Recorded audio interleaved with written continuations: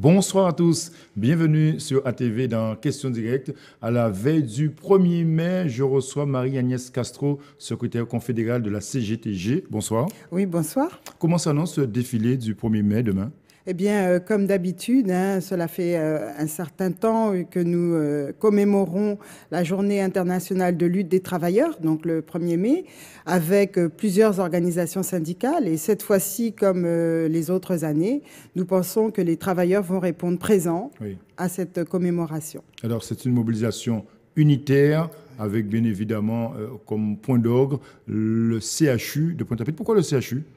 Eh bien, nous savons que le CHU traverse une période très difficile, mais puisque effectivement il y a eu un incendie en novembre dernier, mais aussi les travailleurs d'une façon générale sont attaqués de toutes parts par le gouvernement, et notamment avec les ordonnances Macron qui remettent en cause le Code du travail. Il faut donc que les travailleurs, de manière forte, de manière regroupée et puis de manière très très importante, puissent dire non à toutes ces attaques et soient présents avec nous dans la rue pour crier leur colère. À travers le CHU, justement, c'est tout le système de santé que vous dénoncez, le fonctionnement de ce système de santé qui est en danger selon vous? Oui, bien sûr, il y a le système de santé qui est remis en cause. Il y a beaucoup de choses qui ne vont pas dans cette société. Mais concernant les travailleurs, il y a aussi le fait que depuis longtemps, les salaires n'augmentent pas. Donc, nous réclamons à la CGTG des augmentations de salaire uniformes, 1 800 € pour tous, et aussi la fin des licenciements, l'arrêt des licenciements, et bon, que tout le monde puisse travailler normalement. Vous savez que je travaille à Pôle emploi, et donc le chômage, c'est une plaie. Donc, l'arrêt de la précarité pour l'ensemble des travailleurs, ça, c'est une revendication, il faudra se battre pour. On sait justement concernant la construction du nouvel hôpital CHU aux Abîmes, que notamment les syndicats restent très vigilants sur le recrutement. Vous avez le sentiment aujourd'hui que les Guadeloupéens auront toute leur part justement dans cette construction? Oui, non, mais effectivement, il faut que les travailleurs qui sont ici puissent avoir droit de travailler sur la construction de ce CHU, mais plus largement, le problème, il ne se pose pas uniquement pour le CHU, il se pose dans tous les secteurs d'activité. Oui, mais c'est un vrai chantier qui va générer beaucoup d'emplois. Tout à fait, c'est une des revendications qui est tout à fait légitime, à savoir que les travailleurs doivent travailler ici, mais est-ce qu'à Pôle emploi, par exemple, on a déjà anticipé ça? Puisqu'il y a 30% de chômeurs, il y a 30%, officiellement 23% de chômeurs, mais on peut dire avec tous ceux qui sont déçus et qui ne se réinscrivent même plus, tellement ils sont déçus parce qu'ils sont découragés parce qu'ils ne trouvent pas de travail. Effectivement, c'est une plaie. Et Pôle emploi, naturellement, là, brille par son absence lors de ces grands chantiers.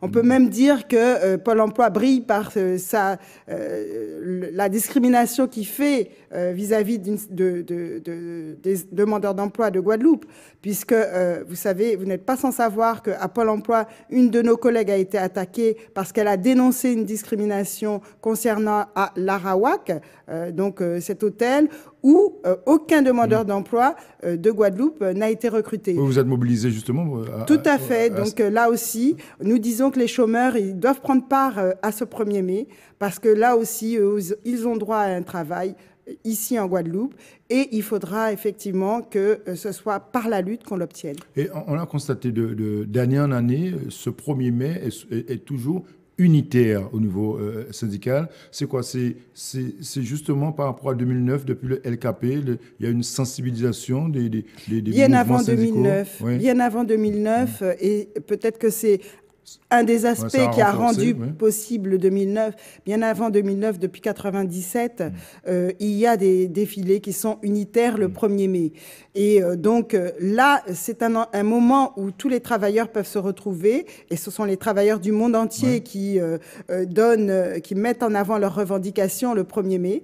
Et donc cette journée de lutte internationale des travailleurs, il faut effectivement qu'on la mette en avant avec l'ensemble des organisations syndicales qui sont conscientes que nous avons les mêmes intérêts. Tous les travailleurs ont les mêmes intérêts. Alors, il y a le 1er mai, il y a aussi le 3 mai, il y a déjà une mobilisation qui est annoncée. Oui, les problèmes sont énormes là, en Guadeloupe. ce sera une grève générale, c'est ça? On appelle à une grève la plus large possible. Grève générale, c'est un grand mot. À partir du moment où dans les entreprises, dans les administrations, il y a des revendications qui sont propres, spécifiques aux travailleurs, il faut les mettre en avant. Il faut profiter du fait que l'ensemble des organisations, 10 organisations syndicales, appellent à cette mobilisation. Là aussi, ce sera unitaire le 3 mai. 10 organisations syndicales, tout à fait. C'est unitaire. Appel à cette mobilisation. Il faut que les travailleurs s'en emparent à la base pour pouvoir mettre en avant leurs revendications. Donc là, ce sera encore plus global. Ce sera pour défendre l'hôpital, aussi le dossier chlordécone. Ce sera en fait une journée de revendication, c'est un peu ça? Tout à fait. Il faut qu'on balaye tous les problèmes, problèmes qui existent dans la société, mais essentiellement les travailleurs. C'est-à-dire que ce que je disais, la jeunesse qui ne peut pas travailler ici, et donc qui est en déshérence. Et donc là, c'est l'occasion, encore une fois, de mettre en avant l'arrêt des licenciements, l'augmentation des salaires pour tous. Ça, c'est le pouvoir d'achat pour tous. Ce sont des revendications qui sont importantes et qui sont principalement celles des travailleurs. Alors, Marie-Agnès Castro, à travers justement toutes ces mobilisations, c'est quoi l'objectif? C'est de créer une vraie mobilisation générale, une sorte de révolte des travailleurs, c'est ça? Il faut changer les choses. Et donc, nous subissons... Et le changement passe par quoi? Nous subissons des attaques qui sont de plus en plus violentes de la part des gouvernements et de la part du patronat, qui est donc soutenu par les gouvernements.